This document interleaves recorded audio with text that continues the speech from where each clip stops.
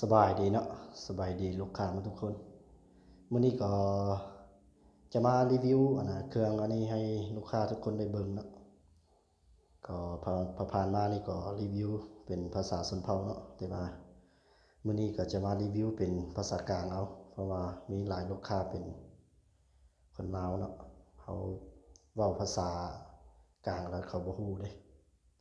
แล้วก็มื้อนี้ก็จะมาเว้าภาษากลาง แล้วก็มันนี้จิมารีวิวตัวนี้เป็นเคสสองเลยเคสสองของไซงอนปี22เลยตัวนี้เนี่ยปี22ใส่วาล์วปั๊มนอกเนาะตัวนี้วาล์วปั๊มในมันจะเป็นเคสสองคือกันแต่ว่าต่างแต่วาล์วเนาะมันจะต่างแต่วาล์วตัวนี้ใส่ราวยาวนะตัวนี้ยาว50เซน50เซนแล้วก็ตัวนี้เป็นท็อป A ปี2025เนาะตัวนี้ใส่ทางอะลูกลมุนเราก็ยาว50คือกันเนาะ12เกี่ยวนะตัวนี้12เกี่ยวมันเราที่เคเนาะอันนี้ก็จะเป็น K2 ปั๊มนอกคือกันอันนี้เป็น MC ใส่วาล์วปั๊มในถังคาร์บอนเนาะกองมัคโครเนาะตัวนี้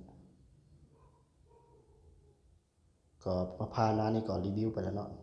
คลิปนี้ก็จะมารีวิวคร่าวๆให้ทุกคนได้เบิ่งนะเพราะว่ามีหลายลูกค้าก็ยังสนใจอยู่ตามหาอยู่เนาะอันนี้ก็จะเป็นตักติโก้เนาะอันนี้เป็นตักติโก้ปี25นี้เนาะปี25นี้ตักติโก้ของไซงอนคือกันเนาะใส่เรา50นะตัวนี้จะเป็น10เกียวตัวนี้นะแล้วก็ตัวนี้จะเป็นเตมินาโตหรือว่า M3 เนาะหรือว่าเป็น M3 ใส่กล้อง BSA แล้วก็ทางคาร์บอนเรา50คือกันนะตัวนี้กับเคส2คือกันก็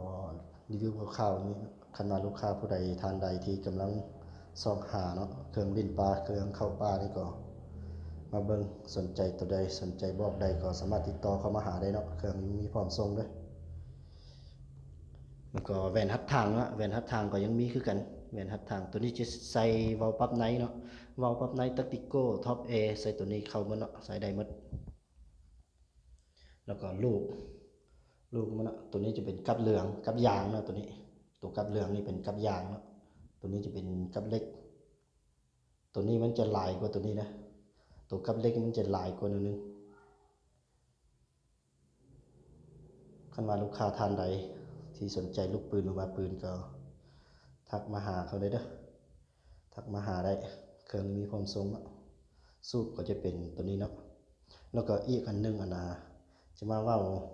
ช่วงนี้นี่ราคาเครื่องนี่ลงเลยราคาเครื่องลงราคาจะถูกหน่อยนึงก็ไปซื้อก็ซื้อตอนนี้เนาะคันไว้ไกลตอนนี้ก็ราคามันจะขึ้นตึมเด้ราคาขึ้นตึมเลยบัดนี้แพงมาเนาะเดี๋ยวมันจะแพงมาเดี๋ยวนี้ราคาลงแล้วก็จะมารีวิวสำนีเนาะคันว่าลูกค้าท่านใดที่กำลังซอกหาก็สามารถติดต่อเข้ามาหาได้เด้อเครื่องมีพร้อมส่งตังแขวนคุณมือเนาะก็ได้โจทย์คลิปกันเนาะคันว่าสนใจตัวใดก็แคปจอส่งรูปมาเลย